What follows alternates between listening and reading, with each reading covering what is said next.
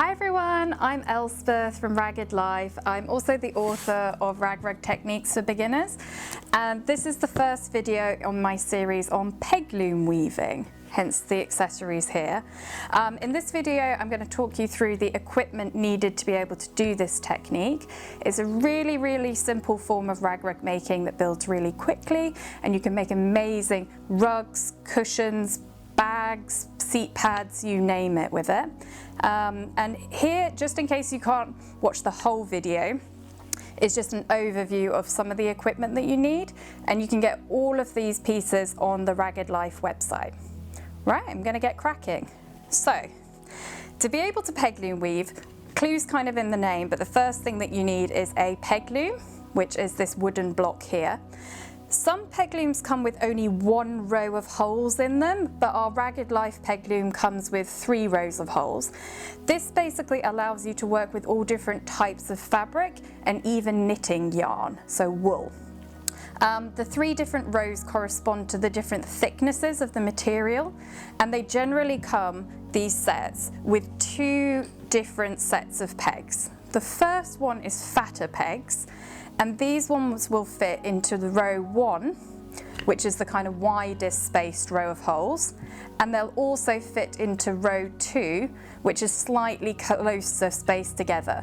These 2 rows are used for fabric, so if you were cutting material into strips like denim or fleece or t-shirt material, old sheets, you name it, any old fabric you can cut into strips. And then the 3rd row of holes is these really small ones here, and they come with a set of pegs that are thinner. And these are if you want to work with knitting yarn, so wool. So what I'm saying is these peg looms are really great because you can work with all different types of material. The peg looms themselves, they're generally a wooden block. They come in different lengths, so the one that I'm showing you here is 50 centimeters wide. This is kind of like our, I guess you could say, learner's peg loom. But we also sell longer ones. We've got a 90 centimeter one, for example. And the difference between these different peg looms is that this dictates the maximum width that you can peg loom weave something. So on this particular one in front of me, 50 centimeters, the maximum width I can peg loom weave is 50 centimeters wide. Whereas on the 90 centimeter one, I could do a big area rug that was 90 centimeters wide. As well as the kind of width, you can do any length on any width of peg loom, which is brilliant. So in theory, I could do something on this 50 centimeter wide peg loom that was 20 meters long if I wanted to. I probably wouldn't want to, but that's another point. As well as kind of the peg loom itself, you also generally in these sets get a threader included. And this is because when you are building your peg loom weaving, you're going to have to thread a string through this tiny hole that's at the bottom of every single one of the pegs, the thin ones and the thick ones. And you can imagine if you had to kind of thread a string through here, it'd be impossible. So the threader which comes with the peg loom set is so that you can pass that through the hole and you can pull the string through easily and quickly. So that's kind of like a very useful and necessary tool that you want if you're going to learn how to peg loom weave. So that's the threader. As well as the threader, before you get cracking with your peg loom project, you're probably going to want to buy some warp.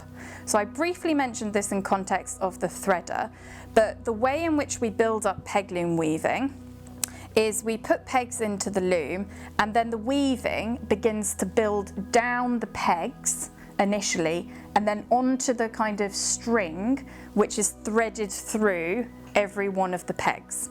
And this is called warp, and it forms the vertical framework that'll hold all of your peg loom weaving together. And the length that you cut this dictates how long your piece will be. So what I was saying about you could have it 20 meters long if you wanted to. In terms of what you can use for the warp, you're looking for something that's thin enough that it'll pass through these small holes that are at the bottom of the pegs, but it needs to be strong enough that it's going to hold your peg loom weaving together. So you don't want some kind of, I don't know, moth-eaten knitting yarn that you've had in the attic for like 20 years. What we work with at Ragged Life is something that's 90% wool and 10% nylon, because it's got the quality but also has the strength. In terms of other things that you're looking for, you're probably wondering, okay, what colour do I need? We like to work with a kind of nice neutral cream, because if anything did go wrong with your peg loom weaving, it's not the end of the world if you see a little bit of a neutral colour popping out here and there. But in theory, if you peg loom weave things correctly, you shouldn't be able to see any of this warp at all running through the body of your peg loom weaving. So the colour of it doesn't really matter. But I would say, as a beginner, if you're going to be doing a kind of very light rug, be kind to yourself and choose a light coloured warp. And if you're doing a very dark rug, be kind to yourself once again and choose a dark warp, just in case anything should happen. So the warp is, as I said, something thin but strong that can pass through the holes and that you can cut to length. In terms of how long you cut these to, I'll go into this more into my next video when we're setting up the peg loom, but essentially you're looking for something that's going to be just over double the length of project that you're kind of planning to do, and you'll need one piece of warp cut for every peg that you put into the peg loom. So if I wanted to do a placemat, I may only put in, say, 10 pegs into my peg loom, in which case I'd need 10 pieces of warp cut that were over double the length of the project I wanted to do. As I said, I'll go into that more in my next video. So that's the warp, another crucial bit of kit. Fairly self-explanatory. In order to peg loom weave, most of the time you're cutting up old fabric and textiles into strips to be able to do your weaving with. So I think the best and quickest way to do that is with a really, really good pair of fabric scissors. We actually use rag rug scissors at Ragged Life because they're made to cut through lots of layers of fabric at the same time. Imagine like cutting a Swiss roll of fabric.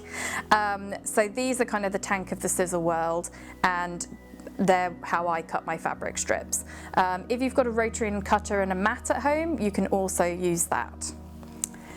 And then the fun part of kind of like peg loom weaving is the fabric itself, which is what will build up your eventual design when you're making your rugs or cushions or whatever you're making. So the great news about peg loom weaving is that you can work with anything as long as you can cut it into strips and join it together.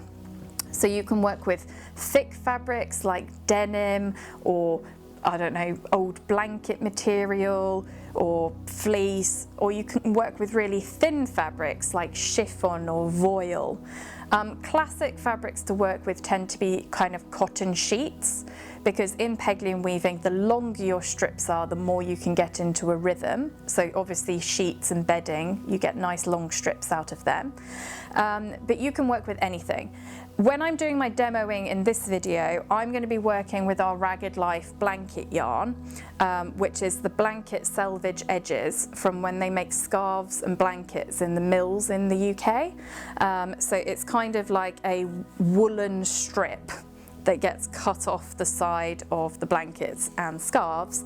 It's kind of posh recycling is kind of how I look at it, but it just means that when I'm doing this video, you're not going to be watching me cut up 100 strips and join them all together, because this blanket yarn comes in one long continuous strip, which is brilliant for this technique.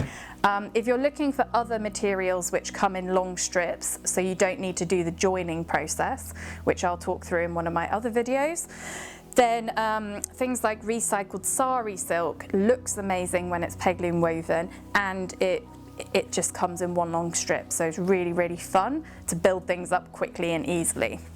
So that's another option. But here you can see that I have cut an old sheet into strips. They don't need to be perfectly straight, they can be a bit wiggly.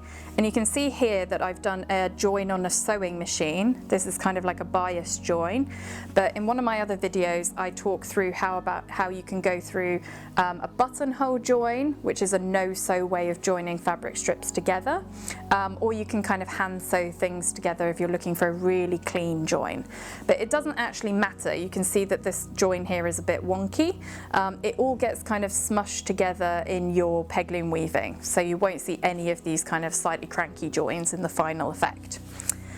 Right, then the last little bit of equipment that I want to talk through is at the end of your peg loom weaving, once you've built up a decent amount and you're happy with the size of your project, you're going to have to finish things off by sewing in tails. And the quickest and easiest way I've found to do that is with a latch hook, which is this little gadget here. I just find that the dangly latch bit helps you grab hold of the fabric strips to be able to pull them through smoothly. Some people find it easier to kind of sew in the tails with a crochet hook or other implements, but this is the one that we do with our kind of peg loom sets because I think it's kind of the best and easiest and quickest one. So that was kind of like a really good overview of all of the kind of different equipment you need to be able to peg loom weave. I would suggest now moving on to my second video in the peg loom weaving series, where I talk you through how to set up the peg loom successfully to begin your project. And if you liked this video, please do like the video, hit subscribe, and head over to the Ragged Life website for more videos. Thank you for watching.